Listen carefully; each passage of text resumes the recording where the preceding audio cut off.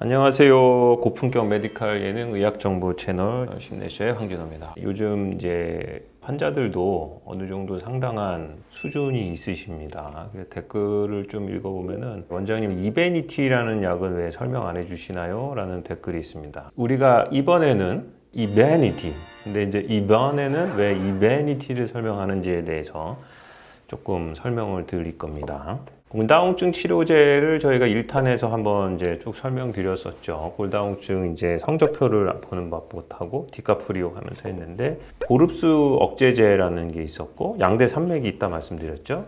골 형성제제가 있었는데 이제 대부분은 이제 골 흡수제제를 저희가 쓰고 있고 골 흡수제제의 왕은 이제 프롤리아라고 말씀을 드렸죠. 그다음에 이제 골 형성제제가 있는데 부갑상선 호르몬 이라고 하는 제제를 매일매일 주사를 맞아야 돼서 좀 불편함이 있고 또 적응증, 나라에서 해주는 거에 좀 제재가 있어서 잘 안 한다 말씀을 드렸고 특별한 경우에 사용합니다. 근데 이제 우리가 듀얼 이펙트라고 그래서 골흡수 억제제하고 골 형성 제제의 두 가지 효과를 갖고 있는 제제가 있습니다. 그거 이제 이베니티입니다. 두 가지 이펙트를 모두 지니고 있는 제제로 되어 있습니다. 상당히 좋은 약제임에도 불구하고 적응증 문제가 있어서 잘 사용하진 않아요. 그리고 저도 올해 들어서 딱 한 번 써봤거든요. 그래서 그게 어떤 효과를 갖고 있고 어떤 이펙트를 내고 있고 어떨 때 사용하는지에 대해서 오늘은 이번에는 이베니티에 대해서 설명드릴 것입니다.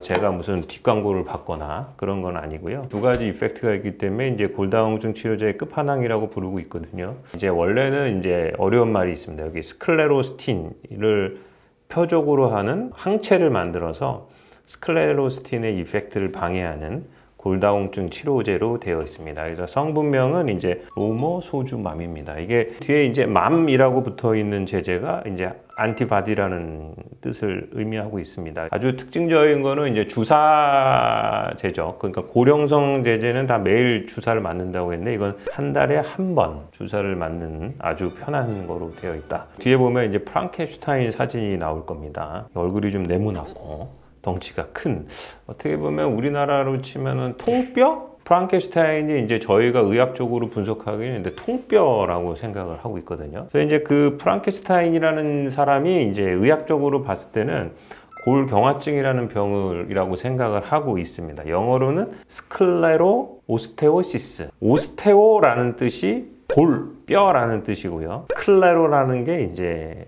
영어로 경화된다는 거죠. 그러니까 뼈가 경화됐다.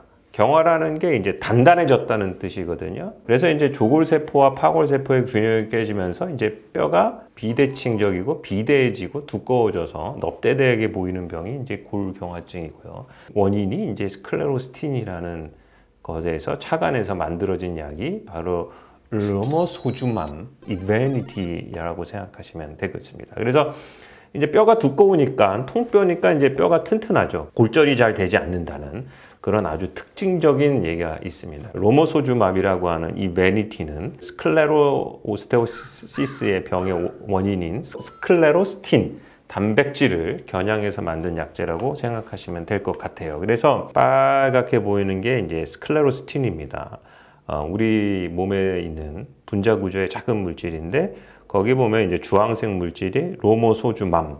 그래서 얘가 이제 스클레로스틴의 항체죠. 그래서 얘가 이제 결합을 해가지고 스클레로스틴이 작용하지 못하도록 해서 골형성 이펙트를 형성하고 그다음에 골 흡수 효과를 감소시키는 그런 제제로 알려져 있는 것으로 생각하시면 될 겁니다. 어떤 효과를 갖고 있는지 조금 보면은 대부분은 골흡수 억제 효과하고 골형성 이펙트가 따로 분리되어 있는데 이베니티만 이중 효과가 있다. 우리나라 말로는. 그 다음에 이제 영어로는 듀얼 이펙트가 있다. 고령성을 증가시키고요. 고릅수를 감소시키는 그런 두 가지 이펙트를 모두 지닌 것으로 되어 있습니다. 원래 고령성 증가를 보는 지표자가 P1NP라는 게 있고요. 고릅수 감소를 보는 지표자가 이제 CTX라고 해서 이제 그거를 피검사를 해서 우리가 원래는 이분이 골다공증의 치료에 잘 반응한다라는 쓸 수가 있는데 가끔 환자가 치료를 함에도 불구하고 효과가 없을 때 측정해 보는 피검사가 있는데요. 나중에 한번 좀 시간이 되면은 해보겠습니다. 그래서 만약에 이걸 보고 싶으시면은 이제 프롤리아 편을 보시면은 디카프리오 편을 보시면은 이제 고릅수 제제와 골 형성 제제에 대한 좀 간단한 이펙트가 있습니다. 우리 몸에 있는 뼈는 평형을 유지한다고 말씀을 드렸어요. 그래서 이제 만들어지기도 하고요. 이제 흡수가 되기도 합니다. 그래서 저희가 이제 실제적으로 나이가 30대가 넘으면 이 균형이 깨지면서 이제 흡수가 증가하다 보니까 골다공증으로 간다 이렇게 얘기를 했죠. 그래서 이제 고릅수의 대장이 이제 저희가 말하는 오스테오클라스트라고 하는 여기 이 뚱돼지 같은 애가 있어요. 그림에 보면은 이 파골세포입니다. 옆에 보면은 조골세포라고 되어 있는 오스테오블라스트, 얘는 되게 작지 않습니까? 이게 이제 파골세포는 다 뚱뚱해가지고 엄청 죄송하지만 처먹습니다. 걔가 이제 뼈에다가 딱 묻어가지고 외계인처럼 뼈를 흡수해내는 걔가 이제 파골세포고요. 그 옆에 있는 조골세포는 옆에서 또 뼈를 계속 만들어내는 과정에 있습니다. 그래서 두 가지 효과가 있는데요. 이 스클레로스틴이라는 애가 이제 빨간 거로 보이시죠? 얘가 이제 파골세포에서는 어떤 작용을 하냐면은 흡수를 촉진시키는 작용을 하고요. 이쪽에서 보면은 파란색으로 보면 조골세포에서는 스클레로스틴이 증가하면은 뼈 형성을 감소시키는 효과를 냅니다. 그래서 이 스클레로스틴이라는 게 결국은 많아지면은 골 흡수를 증가시키고 골 형성을 억제하는 거죠, 얘가. 그런데 이제 여기 주황색으로 보이는 로모소주맘, 그 스클레로스틴의 안티바디를 넣어주면은 얘가 이제 스클레로스틴에 붙들어서 얘의 효과를 억제시켜 버리는 거죠. 그래서 반대 효과를 일으키는 거죠. 흡수는 다시 떨어뜨리고 형성은 증가시키는 요 기전을 갖고 있다고 해서 아시면 될 겁니다. 제가 이걸 좀 이해하기 쉽게 생각하면 스클레로스틴이 아닙니까? 스클레로스틴, 스클레로스틸. 그러니까 스클레로라는 게 뭐라고 그랬죠? 경화다라고 했죠. 단단하게 하는 것을 스틸, 훔치는 거니까 고릅수를 증가시키고, 그죠? 골 형성을 감소시키는 애입니다. 스클레로스틴이라는 게. 근데 여기에 이제 스클레로스틴의 효과를 반대작용시키는 그게 이베니티다. 이런 새로운 약제들이 나오면은 외국에서는 이제 대규모 스터디를 합니다. 세 가지 연구가 있습니다. 프레임 스터디하고 아치 스터디하고 브릿지 스터디라는 게 뒤에 나오는데 모두 다 당연히 좋은 약제라고 증명됐으니까 저희가 사용하지 않습니까? 그래서 외국의 이런 유명한 스터디에서도 이베니티가 상당한 효과를 갖고 있다. 근데 단 하나의 단점이 있는데요. 이게 이제 최근 1년 사이에 심근경색이나 뇌족증을 경험한 환자에게서는 처방하지 말고 전문의하고 상의해라 이런 말이 있습니다. 현재 저희 나라에서는 이 심혈관계 독성이 보고된 바는 없는 상태로 되어 있습니다.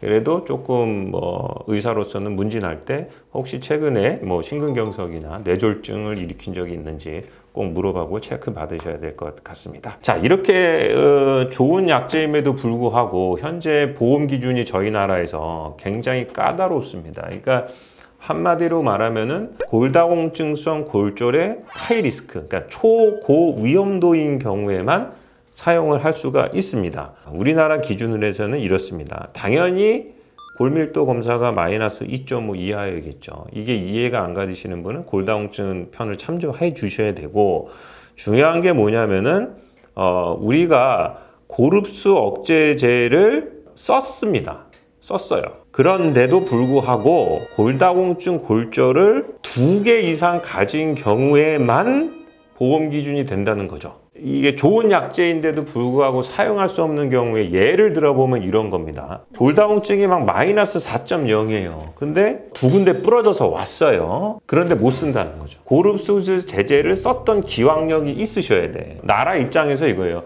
야, 내가 골다공증 치료를 열심히 했는데도 부러졌어. 그러면 나라에서 그럼 좋은 약제인 이베니티를 써. 이렇게 허가해 주는 거죠. 근데 자기가 아무 치료도 안 했는데 부러졌어. 그럼 못 쓴다는 거죠. 이런 표현은 좀 그런데 노력하지 않고 치료하지 않았으니까 약도 줄 수 없다?